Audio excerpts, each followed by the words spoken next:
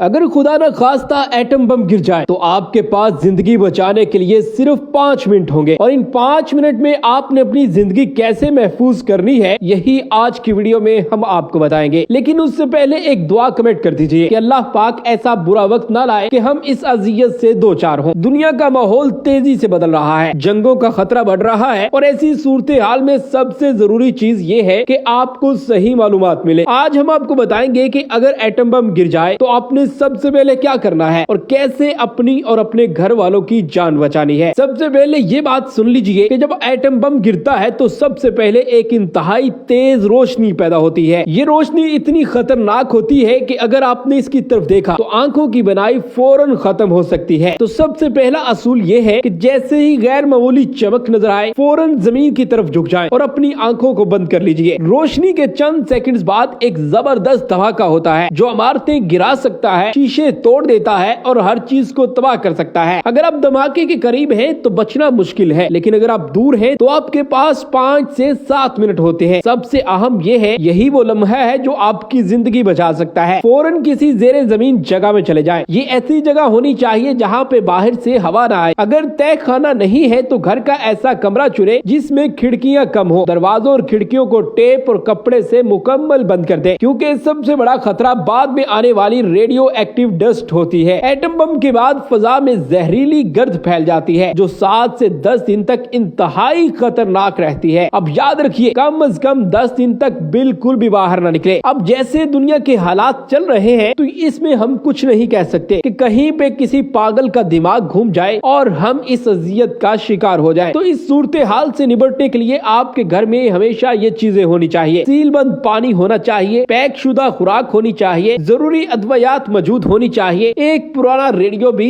ساتھ رکھ لیجئے، آنکھوں اور جلد کی حفاظت کے لیے کریم کا بندوبست کر لیجئے۔ یہ معلومات خوفناک ضرور ہے لیکن جاننا بہت ضروری ہے۔ زندگی اور موت کے درمیان کبھی کبھی صرف صحیح فیصلہ ہی فرق بن جاتا ہے۔ اس ویڈیو کو شیئر کیجئے تاکہ لوگ اپنی تیاری کر سکیں، اور دعا کیجئے کہ اللہ اس برے وقت سے ہمیں بچائے رکھے۔